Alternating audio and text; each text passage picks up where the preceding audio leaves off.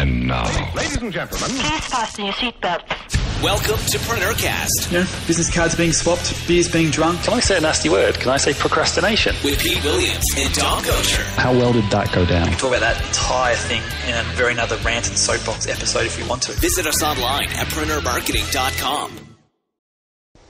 Hey there, buddy. How's it going? Very well, Dom. Very well. Yourself?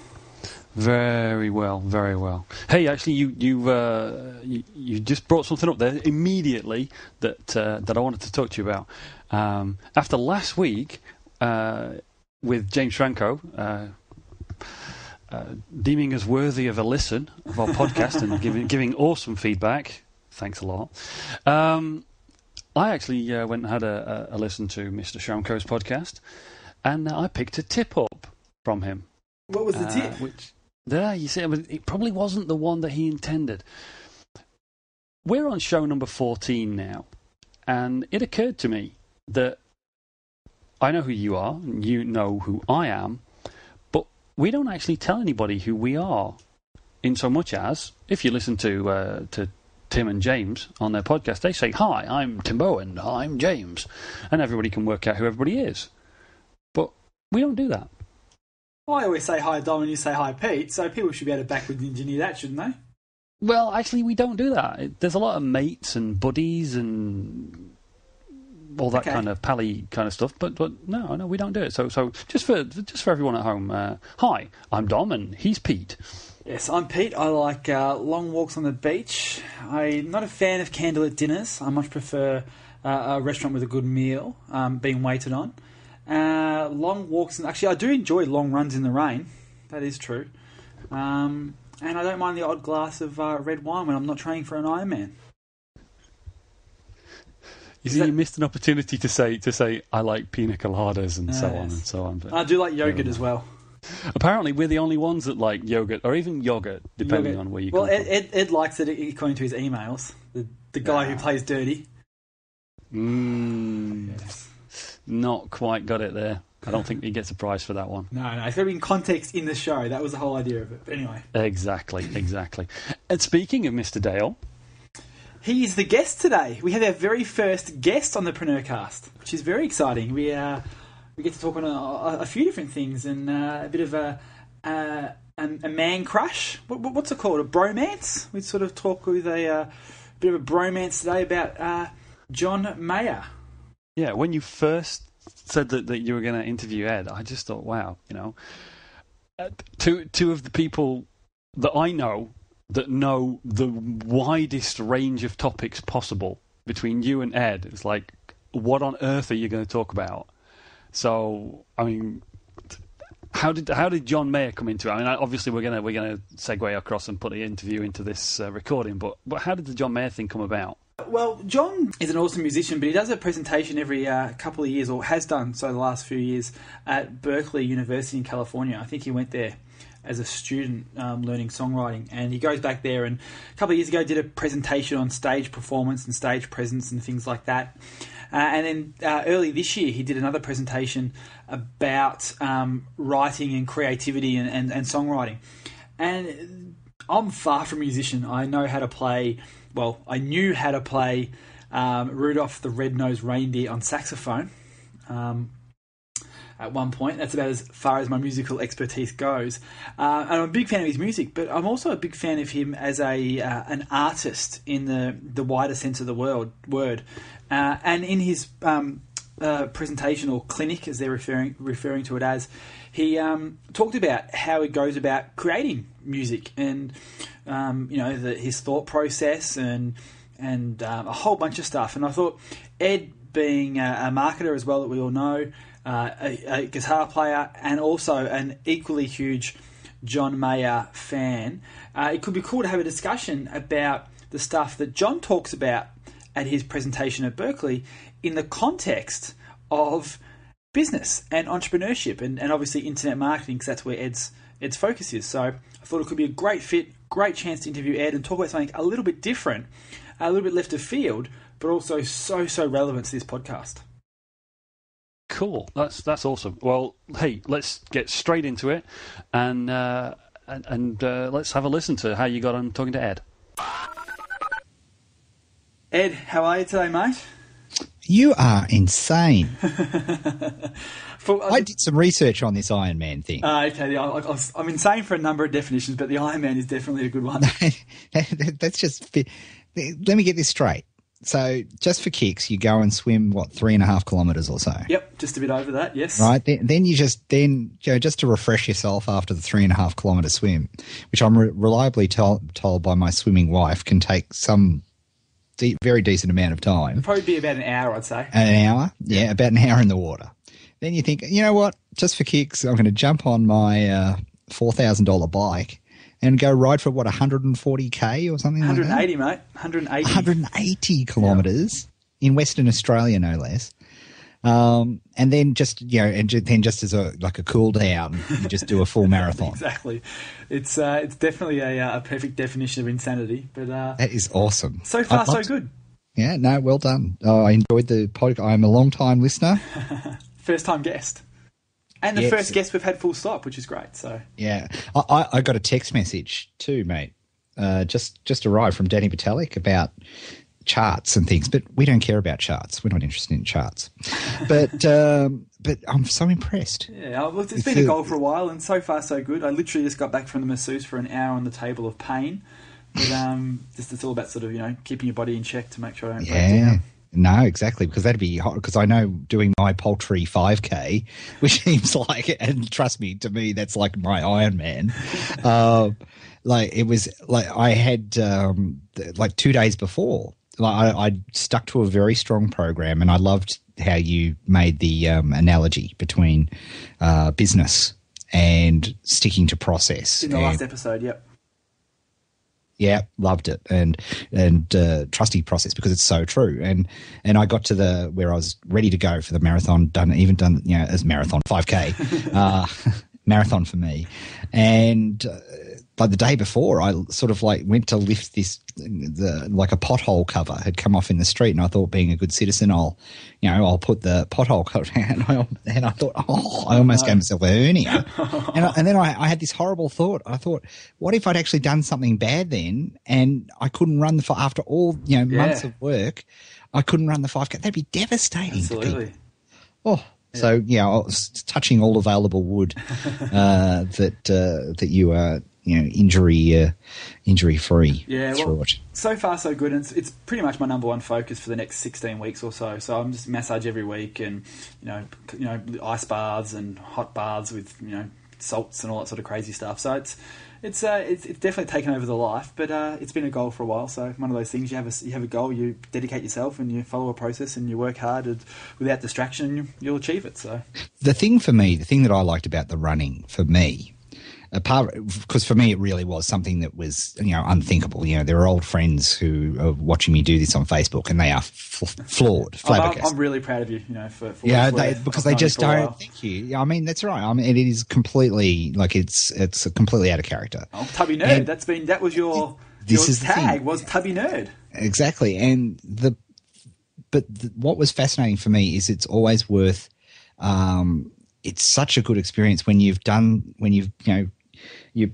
been doing something in a field and you get some competence at the field. It's very good to remind yourself what it's like to be an absolute beginner again. And if you're in the business of teaching in any niche, it's very humbling and a brilliant idea to go back, because it's like, I think people who go back and do school again, like a friend of mine, a dear friend of mine, has gone back to university, and he's just turned 40, and he's killing it. He's absolutely destroying it. He's ducks of everything, and he's and it is so easy to him because he understands process and discipline now. Whereas when he was first time around at uni, he knew he understood anything, but it was all distraction all the time. And so fascinating to me. No, absolutely. And you did the Couch to 5K, which was the process you followed, and great iPhone app, and it's been a running process or methodology for years, and it's sort of, I guess, became really popular again recently because of the iPhone apps and stuff like that. Well, here's a bit of trivia for you. The person who created the Couch to 5K program is a guy called Josh Clark, who also happens to be, his day job is probably the guru of iPhone user interface design. He wrote the book Tapulous, and I had no idea that was Josh who actually invented the Couch to 5K all those years ago. He didn't do the app though, did he? No, he didn't do the app. He sold it to the Cool Running people. He sold the concept and everything to the Cool Running, but it's a small world, very small world. So there you have it. And you're now doing the Couch to 10K, is that correct? I'm doing Couch to 10K. Yep, step by step. And Beautiful. This is you made the point, right, which I thought was one of my favourite points from last episode, which was, one of the biggest things people do is that they go from never having run to think, okay, I'm going to do a marathon. And that doesn't end well. No. It really doesn't end well. And so I've realised, as much as like a few of my friends are all running, some colleagues of ours, all running in the Melbourne Marathon or doing the half marathon and all that sort of thing. And I looked at it and I wanted to do the 10K, but it's 4 weeks early. Yes. In the program, it's 4 weeks. So I'm going to do the 5, which now I know I can do easily. I would have loved to do the 10, but it's 4 weeks before I'd be properly, absolutely guaranteed ready to do it. And I won't do it. I will wait and I'll do a 10K in November sometime. Yep. Because I follow the process. And then it'll be after the 10K, it'll be the half marathon, and after the half marathon, then a marathon. So you want to get to the marathon stage? Yeah, because I'd like to keep doing it. That is awesome, there are no fat people who run half marathons. That is very true. You can't be fat and run a half marathon. So so I'd like to. I enjoy the running. It's a great mental break. I always thought people who were idiots, who said, "Oh, I feel much better after my run than before." Yeah. And after the first couple of weeks of Couch to 5K, I thought, truly insane. Yep. You can't be serious. I could barely get off the couch. But it's true. It is absolutely true now. I always feel better. And if I get stuck on a problem or something, you throw on the 5 fingers and head on out and off you go. So you're doing the barefoot running craze. You're doing that thing as well. That's what I'm doing this time. That's the other thing, is because I'm starting Couch to 10K, I'm doing it, not barefoot because I'm too much of a pussy for that. But doing doing 5 fingers, which is as close as you can. And I've got to say, wow, like no leg fatigue at all. Yeah. And I had to learn how to run properly because there's form. Absolutely. But once I've got that, so touch all available wood, fabulous. I'm really liking it. Yeah. I think the secret to running the barefoot running stuff is, and I think you've done it very smart, whether it was conscious or not, is you're starting again from Couch to 10K. So if you try to sort of just put your shoes on 1 week and do your 5K run, and then next run session just go to Vibram 5 fingers and run barefoot 5K, terrible. Yeah. But starting out and getting your body back into that flow of running barefoot, it's this is the thing. So I'm literally running. It seems like a joke at the moment. So rest 3 minutes, run 1 minute, which is for me now a breeze. Yeah. But that's the perfect way to break in the 5 fingers. Absolutely. So let's I don't want to take over and host your show or anything, but as much as you did running last week, I think you've got an awesome topic for this week. Oh, I think it's obviously running is a new love of ours together. I think the other male you crush inspired love. Me, I should say before we go to that segue, I've got to give you credit. It was you, because I saw your diet. Because Pete, let me tell you, people, here's a little bit of inside baseball for all your listeners.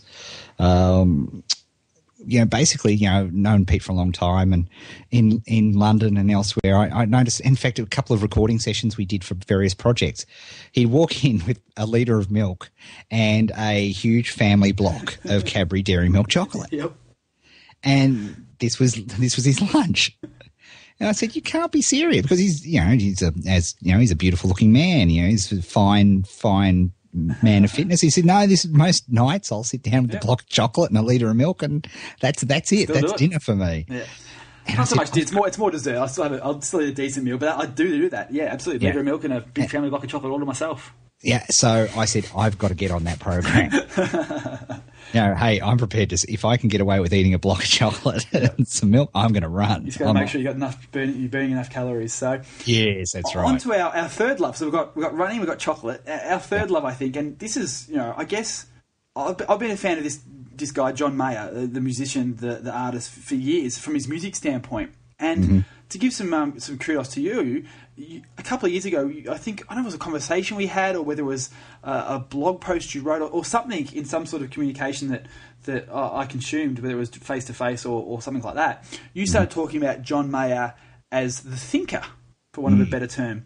And I think it's just definitely worth having a conversation about John Mayer, and not about the music, because I am so not musical at all. I just really love his music and his songwriting. But I think just as a songwriter, as a producer, as an artist, it's just worth having a conversation around.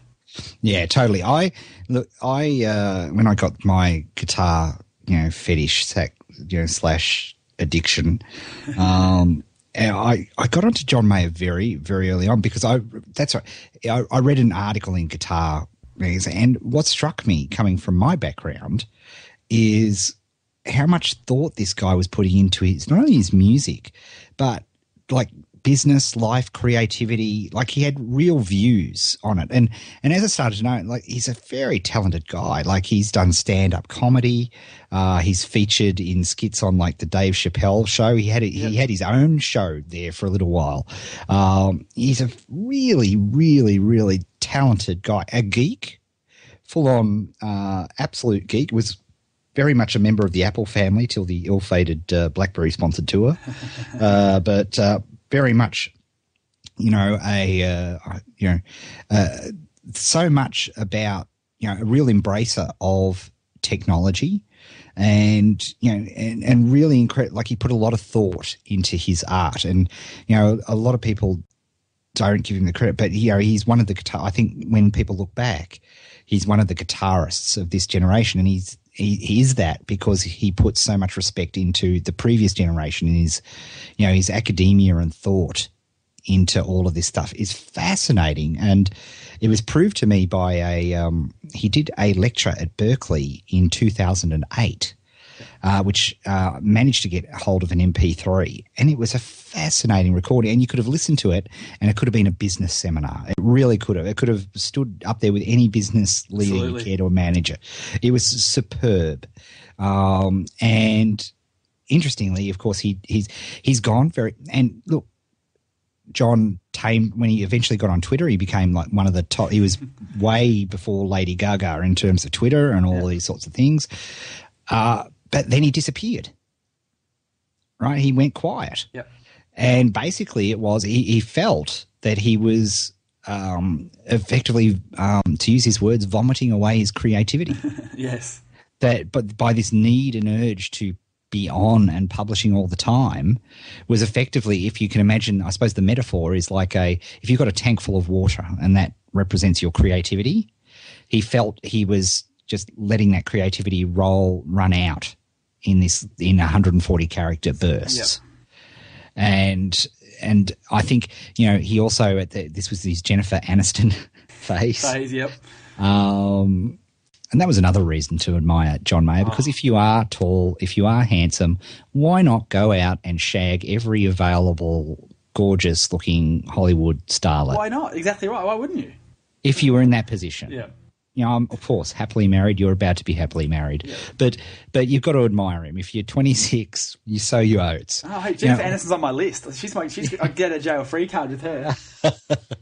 So anyway, really the full package. So John has been very quiet. He's been working on his next album because his last album, and this is another thing which, again, sets him apart, I think. He pretty much came out and said, look, last Battle Studies was not my best work.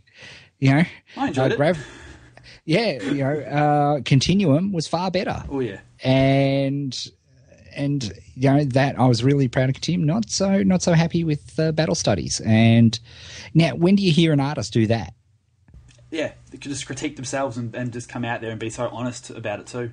Exactly. So that really, really fascinating. And then, of course, he pops up at Berklee again because, again, you can tell when somebody's a real student of their art because they have a desire and a need to teach it. Yeah. Well, he went to Berklee, didn't he, as a student? And then he sort of... I believe so. Yeah. I believe he went at least for a little while. And but I think that's an interesting, people often ask us, well, why do you teach? Why don't you just sit back and make money? And it's very hard to explain to people that I think if you teach something, it's the best way to learn it. And B, I think if you are a real student of what you do, you can't help but want to teach it. And he does. And he went back to Berklee and did this teaching session.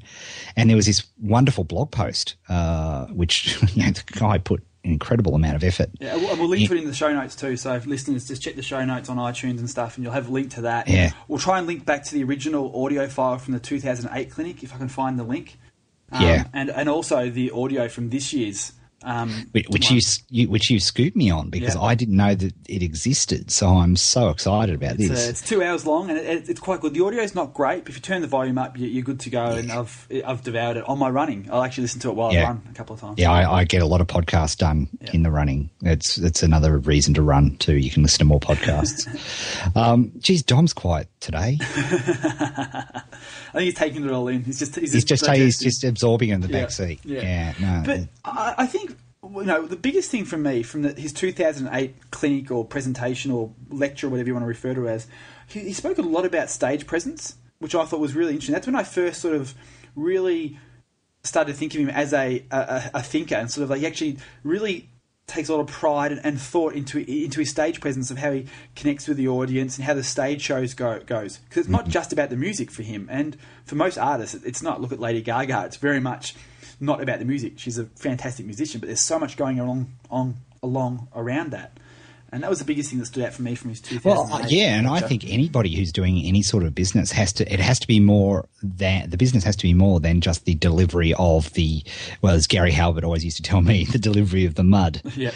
He always used to call it mud. He didn't care. He'd say, the mud. When referring to some client's pride and joy in 20 years of work, it's mud, because he realised that it was the story and the package and everything around it was what really sold it, and what the difference between a memorable concert and just a ho-hum concert. Yeah, absolutely. So this year's clinic, again, which I think has been referred to as a clinic, but really it's just a lecture and a presentation. He dropped some, in my opinion, some bombshells, just the ways he thinks and acts and creates. And I thought what we could do is grab a couple of the, quotes that he mentioned, and actually sort of just digest them and discuss them in the context of business entrepreneurship, because they definitely apply to both, I think. Absolutely. One of the things he said, I think, early on, which I sort of took some notes on, was about the creation versus promotion and the difference between that when it comes to music, which definitely applies to any sort of business. And I think one of the quotes was, I'll try and read this right, is, you got the distraction of being able to publish yourself immediately in this day and age as a musician, because you can kind of go out, you can create a song, chuck it on iTunes straight away, throw it up on CD Baby or, the precursor to Facebook, the MySpace world. And, there's no distraction or distinction or separation between that publishing and creation. And that causes a lot of problems for a lot of people, I think, particularly in the music world.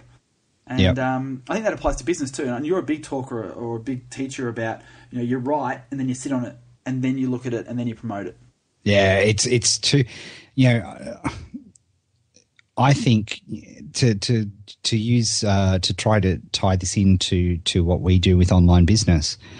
It used to be that traffic was super simple, and the creation of the product was the real bottleneck. That was the hard part. And now with all the tools that we have available, just like we're doing here, the concept of doing this at this level of quality 5 years ago was unthinkable. Absolutely. It's gone completely the other way. Whereas the product is super easy to publish, to put up a video and put up a thing, but it's hard to get the traffic and to think about the package around the delivery and what's the arc, what's the story of what you're trying to do, and what's the process. We're seeing a lot about, which I'm really pleased to see, a lot about evergreen business strategies at the moment. Yep. And I really applaud this, because I think it's really thinking strategically about the entire process and how it's not only it's sustainable for somebody, it's sustainable, but it's also, it leaves thinks at every step of the process, is this a win for everybody? So that even if somebody comes through the process and they end up not buying whatever you have to sell, they really feel thrilled to have been through the process. Yep. And why not think about that? And I think what John was saying there was that there is no handbrake, there is no editing, and into that publishing, and that can be a real problem. Yeah. I think the quote he mentioned was, you have to manage the temptation of publishing yourself. Yeah. And this is how does this gel? Because I bang on about, always be shipping and, publish. And how does those two things gel? I often am quoted that, market leadership equals content times consistency. Yep. So getting your own content that you've generated out consistently over time will get you market influence. Dale's second law, which is not as nearly as well known, is that the reward you get for a piece of content tends to roughly equate with the amount of effort you put into it. Mm-hmm. So what does that mean? That means like a 140 character tweet that you throw up in a minute and a half will, inverted commas, get you X impact. Whereas a blog post that you've worked on for a week will get you dramatically more impact, more backlinks, more retweets, more everything, as a general rule. And fortunately, you never really know where one thing is going to take off and where another thing, to my shame, the most popular thing I've ever done on Facebook was put up a photo of my bobblehead. And I've shared gold with you people, and it's the bobblehead that you share throughout Facebook. Really? But this is, I think that people are too quick. I would agree as a general rule that I know that my writing got immensely better when it's so, you just want to, if you write something good in particular, you want to get it out there to get opinion. But I know getting it to rest, stopping, letting it rest, and then coming back to it, it will make it immensely better. And Halbert used to do this all the time when he was writing copy. He'd finish writing copy and say, okay, Ed, come on. And we'd just go for a drive, down to the Florida Keys or something. And we'd be talking about anything else other than the project that he was working on, because he knew that it had to rest. Stephen King shoves his first draft of a novel in a drawer for about 6 months. And then he comes back to it with a fresh set of eyes. And that's where, and it's often where you get your hooks, your titles, your headlines, the things that really make the thing, when you come back at it with your fresh set of eyes. But I think John's taking it to a whole nother level here, because, he felt that he was becoming a much more, what's the right word, shallower as an artist, because he was effectively vomiting publishing all the time through his Twitter and various elements. And so he's gone completely the other way. And it'll be fascinating to see whether, this next album will be reflective of that. Absolutely. It'll prove whether the stuff we're talking about tonight is actually worthy of a discussion, because that'll be the proof in the pudding, so to speak. But like something else you mentioned, which I think you sort of spoke about as well, in that sort of Gary Halbert. I know Gary was like this. One of the other things that John mentioned in his 2011 presentation at Berklee is a statement that says, if you're done, you go home. But basically, the precursor to that is, like, he talks about the rules for recording this new record. He set himself some rules, some I guess, negative constraints, if you will. No drum machines, no loops, no keyboards. And to start with, no excuses, no breaks, no laptops, no nothing. If you take a break, it's to eat. If you're done, you go home. And what he was talking about is that you just sit down and you write songs. You sit down and you produce an album. You don't get distracted by Twitter. You don't get distracted by a phone call. You just get your bum in a seat and you work. And once you've done, then you go home. And I think that's so important for any entrepreneur, whether you're an internet marketer writing articles or whatever it might be. You just have to do the work, unfortunately. You can't just skimp on that. I truly, when I read that, I wanted to have his babies. I mean, because there's so many powerful concepts in just that one set of statements. Think about, first, constraints. Creativity and the best art is always grown out of constraints. When you have no constraints, you end up doing nothing. Constraints are everything in a creative endeavor, in putting together a product. If you don't have constraints, you're in serious problems, because you've got no deadlines, you've got no rules in which to operate. You're flopping around like a fish out of water. So constraints, are crucial in any project. I worry and I fear when I hear somebody saying, I'm going full time in internet marketing. I'm just going to dedicate all my time to it. I worry when I hear that. So constraints was a big thing. Then I think the other thing about it was, when you are there to do what you're doing, in his case, writing a song. In our case, it might be, writing an article or creating an autoresponder sequence or doing something like that. You sit down, you do that, you get it done. You might go to the toilet, but you come back. And then once you are done, then be done completely. And that's a lesson I have to learn, right? That is a lesson that I have to learn because I am, super duper, addicted to, thanks to the iDevices of the world. I can be on all the time, inverted commas. And, I think it would do him the world of good. It would do me the world of good if I put down the iPhone for a little while and did that. So, I applaud that as well. I think, when I do with mentoring students, when I hear somebody say they're working 14 hours a day in front of their computer, I'm thinking, what's wrong? What are you doing wrong? Absolutely. Because it's not length of time. Like you cannot be effective for that long in front of a computer. You can't. It's impossible. If the best, most productive writers in the world, like the Stephen Kings, the Pressfields and so on, can maybe put in 2.5, 3 hours intense writing, then who are we to think that we can spend 12 hours in front of a computer and be effective? You just can't. So, do what you need to do and then step up, get away, do something else. And I think that's, and Pete and I would like you to all get up, go for a walk for half an hour and listen to a podcast. Yeah, absolutely. That's what I've started doing. And, that's my running. I won't repeat exactly what I've got on my schedule for tomorrow.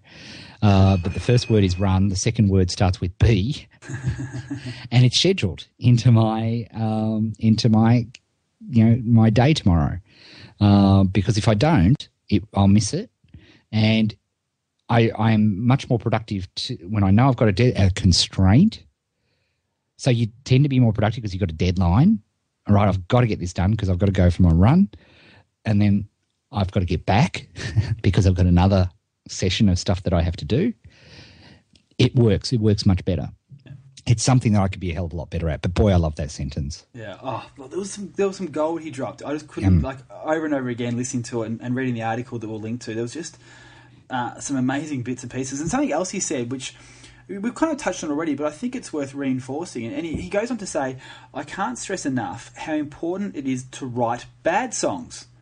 There's a lot of people who don't finish songs because they don't think they're good enough. Well, they're not good enough, but still write it. He goes on to say, how do you know it's not a good song? It's not done yet. And it was very profound if you sort of think about it from a creativity perspective. Oh, look, how it's just brilliant. Let's translate that into into an online business, internet marketing. If you don't write the sales letter, if you don't actually shoot the video and put it up, if you don't, it's not a video, it's not a sales letter, it's a concept, it's a dream. Right, and the only way, this is something I've been very passionate about over the last 6 months or so, is that it's occurred to me and proven out. I'd be interested to hear what you think about it, Pete. Is that as I've interviewed successful challengers from over the 6 years of doing the challenge now, they very rarely got the idea that ended up making them all the money first time out. Oh, exactly. In fact, that is the absolute mind. In fact, I can count. Of the thousands of people who have done it, less than 2 hands required for people who actually came up with their idea and the one that worked straight off the bat.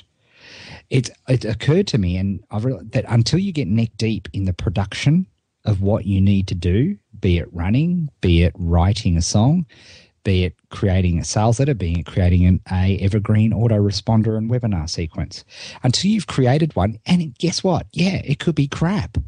It's most of the time, and I try to tell my students, it's going to be, give yourself permission to be ordinary, which was in that great book, Improv Wisdom, which our mate Dan Dobos recommended. Give yourself permission to be ordinary.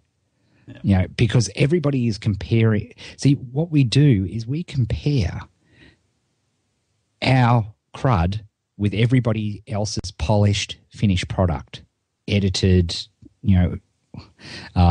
published, that's what we compare ourselves with all of them. And it's unfair.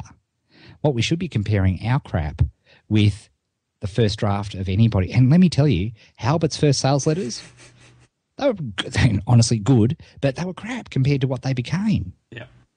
You just vomit, as they say in screenwriting, you vomit out the first draft. Listen to screenwriters and writing their first draft is rubbish, and it's so far off what they end up actually going with, but they get it done, and they have a finished screenplay. The world is full of people who want to write movies, that have a dream to write a movie. There's very few screenwriters because there's very few people who are prepared to write bad movies, because the only way you write good movies is write a few bad ones first. Absolutely. So I love that. Love. Absolutely.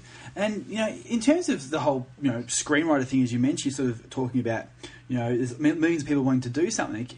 Funnily enough, throughout his presentation, John Mayer talks about his dad at one point sort of suggesting he shouldn't go into the music business and saying, it's like the NBA saying, only a few people can actually make it. And John had an awesome response to this. And he basically went on to sort of tell a story, and I don't know how he said it to his dad, but the way he portrayed it to the students of Berklee is that, in the music world, and it's very similar in the business world, there's no set lid on how many people get to come in. It's the art world. And unlike the NBA, there's X amount of teams, and there's 12 players a team, so there's only so many spots you can get into the NBA. Mm-hmm. In music, in business, in running, in a lot of other places, there is no lid. So there is no cap on how many screenwriters there actually can be if you're willing to do the hard yards and sit your bum in a chair and not go home till you're done and write bad plays and not publish yourself until you've got some stuff out there. Totally, it's there is no limit, and I think the difference is have you got the discipline to turn up on a consistent basis? Because I think what people miss is that consistency, just like your training for your Ironman. And you said this last week, and it was so right. If you miss a session, you don't get the session back, right? And while you can recover, you have to, if you do miss a session, you just have to get back on the bike, so to speak, and keep going. But training for that event is all about consistency of training. It's all about following a process and doing that consistency. Absolutely. What I see a lot of people doing is that they try to create an online business, say, for example, in bursts, or they try to write an app in bursts, right? They try to cram it. And that's not how to build something sustainable. I'll take the person who turns up religiously every day and does half an hour of action-based stuff over somebody who does 6 hours on a weekend every day. I'll back the person who just does a half an hour, religiously each day, because people just don't realize what they what they get into and what they miss out on by not being consistent. Because there's true power in that. Because you build a velocity to things, and so many people miss that because they do it in bursts and don't get the full benefit of turning up and doing something as a practice. Yeah, well, I couldn't agree more, and that's what we spoke about last week, and I couldn't agree more. And one thing I guess that John says in his presentation as well, that kind of ties in with all of that, he made a statement around the point of, I think it was something like this, I'm trying to find it here, this time is a really important time for you guys because nobody knows who you are, and nobody should. This is not the time to promote yourself. It doesn't matter. This is the time to get your stuff together. And the stuff he's talking about when he spoke about that in his 2-hour presentation was that, it's not about just getting a quick hit and promoting yourself. You've got to spend your time and do your apprenticeship, whether it be as a musician at school and just write lots of songs for a couple of years and get in that habit of writing songs and writing bad songs, or in business, you've got to just get your internet marketing. You've got to start writing that blog post every week and just don't necessarily even promote that. Just write the blog post and publish it every week, and then eventually you can start building links to that blog post, because the important thing is the consistency. Oh, look, I've been so guilty, so guilty. And look, I really admired you guys. You did this with your podcast, Absolutely. right? Yeah. You put 8 in the bank or something before you even really started talking about it to anybody. We didn't even submit it to iTunes. There was no way anyone could listen to the podcast until we got 8 episodes in the bank. We had our flow.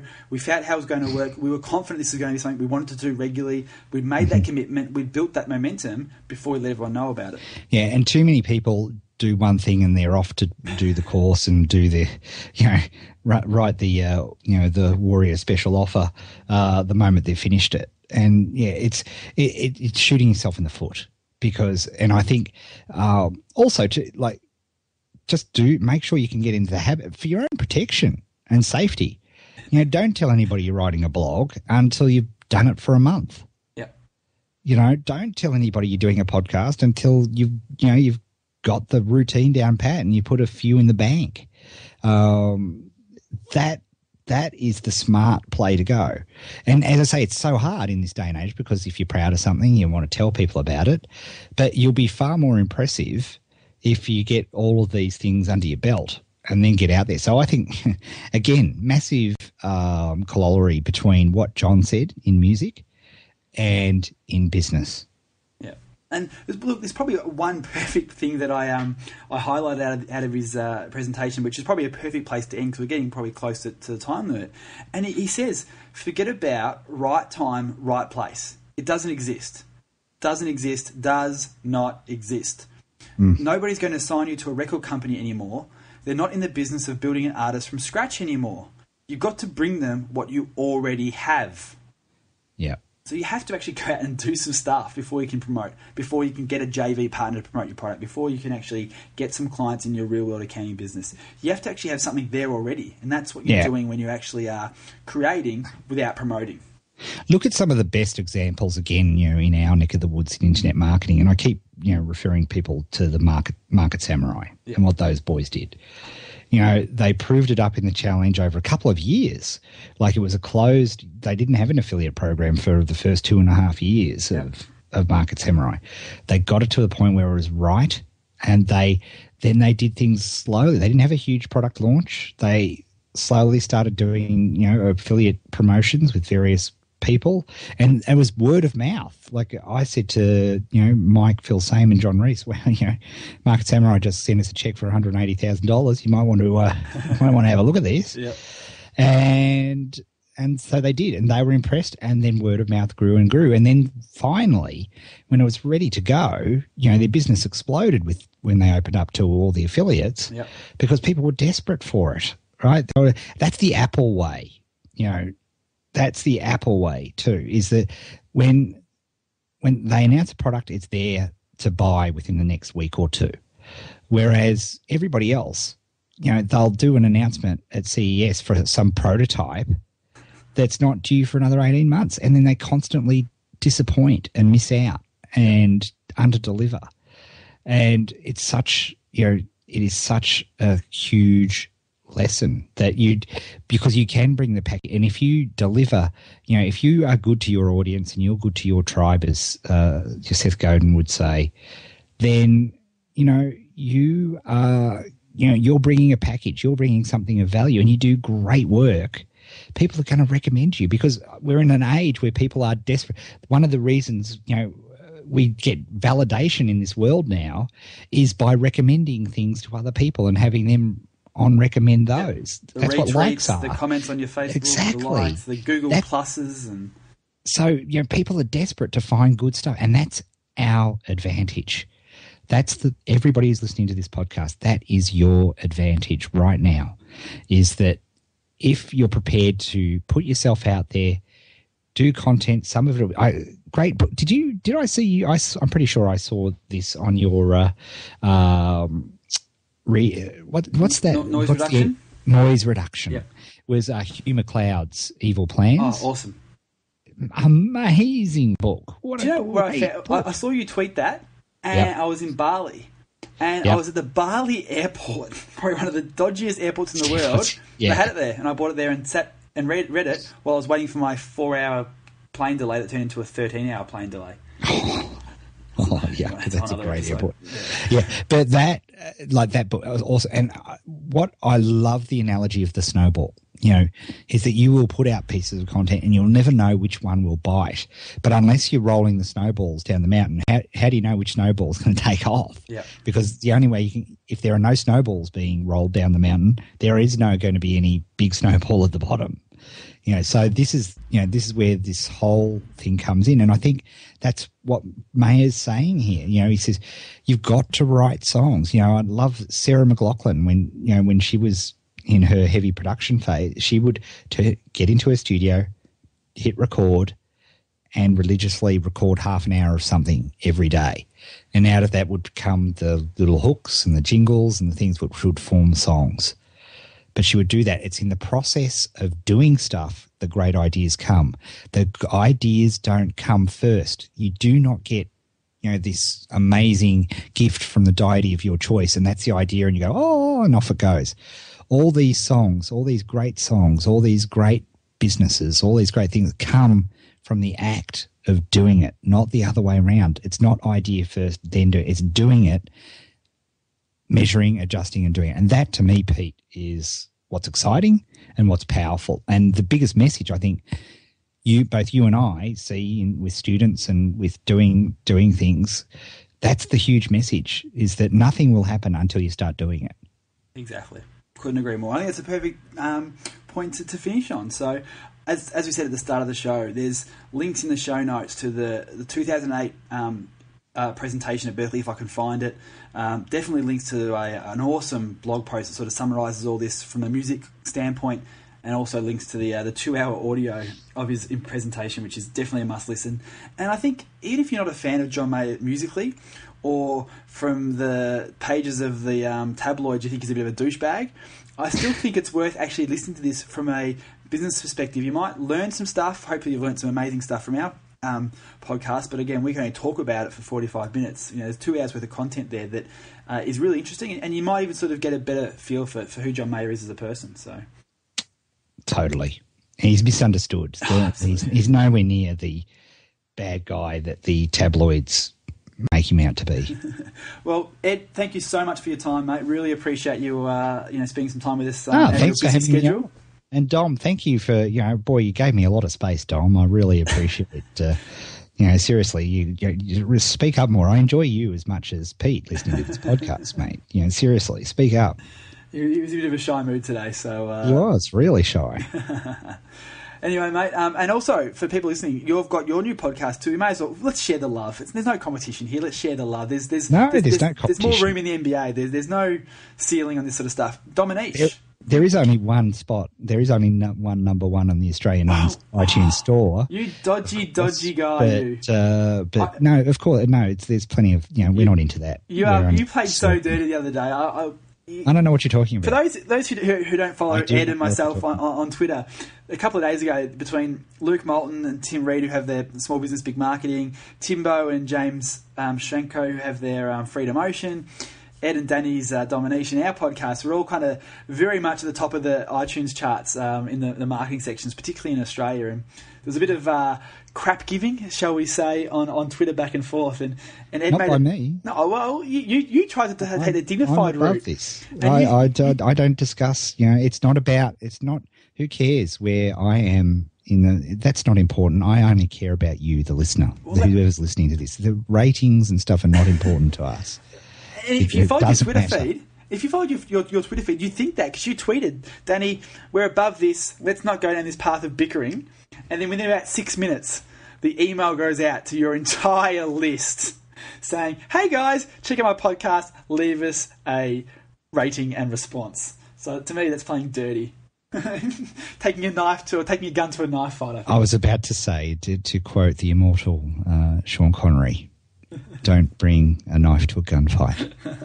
But Dominique, it's all about selling websites or selling in general. What's it's the buying feel? And selling. It's all about buying and selling, and more than obviously, Danny and my background is buying and selling websites, but really we want it to be more than that. It's because I find the whole psychology and concept of buying and selling fascinating. And so we really talk about all sorts of things, because I think everybody's in the business of buying and selling, whether they think they are or not. Doctors are in the business of selling your diagnosis.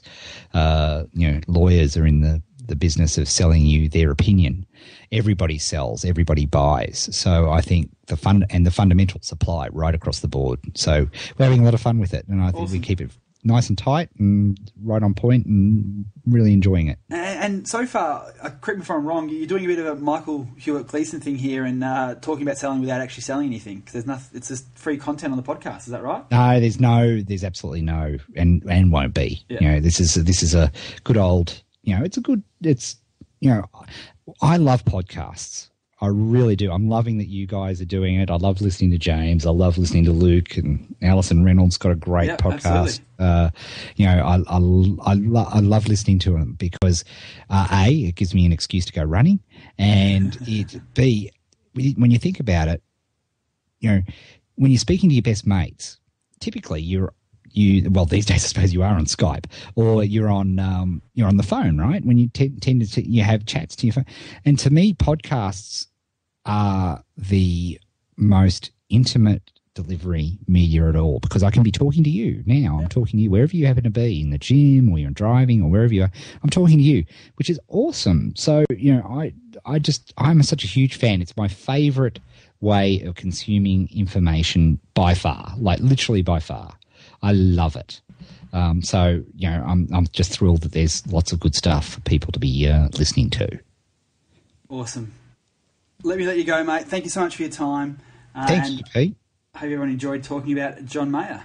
Good on you, Dom. Speak up a bit next time. You've got. I know you're full of so much more to say. You might be nervous in your presence.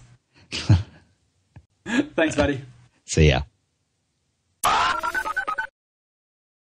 Ed, I just want to say you're completely welcome.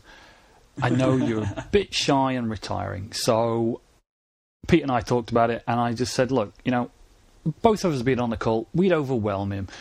I want him to feel open and able to talk freely, so I just took a back seat. I'm glad you appreciate it. Appreciate that. That was great. So obviously Ed and I can talk an arm off a chair when we want to start talking. So it was a long one, a bit of a longer episode this week. But again, I think it was, as we said at the end of our sort of conversation, it's filled with gold. And I really do encourage people to check out the show notes and listen to the entire 2-hour audio of John's presentation I was able to find online. If you don't have the time, definitely read the article that was written as a review, which sort of covers a lot of the points that we covered, but a whole bunch of other stuff too. And it's just such a good insight into a world-class artist and how they operate and how they think about the creative process, not only as a process but also as a business, and also as just a way of life and how to go about it. And it's really interesting. I really love that sort of stuff. And there's some other stuff that I might actually mention in an episode in the future, and I put together a bit of a list of some other podcasts and episodes of interviews and things that I've listened to. One was recently with Ben Affleck about how he went about writing and producing and creating a recent movie that he did, and it's really cool. I find it really interesting to sort of see and hear and learn from people who are outside the business world how they go about doing their work. And how we can apply that to what we do. So it's always good to see something out of context, but then apply a different frame around it. Absolutely. Cool, buddy. Well, excellent interview. I'm really glad that you got that sorted out with Ed. And everybody, again, let us have your feedback. Let us know in the comments or on the email what you think, whether, if there's anybody you'd really like Pete to get an interview with, or me get an interview with, because, occasionally I do ask the odd intelligent question. Or what you thought of the topic. But it was great. Well done, mate. Thank you, guys, and we'll hear from you you'll hear from us next week. And hopefully we'll hear from you in between. Cheers, mate. Bye now. You've been enjoying another fine episode of PreneurCast with Pete Williams and Dom Gocher. Make sure to hang out with the boys online at www.preneurmarketing.com or drop them a line via PreneurCast@preneurgroup.com.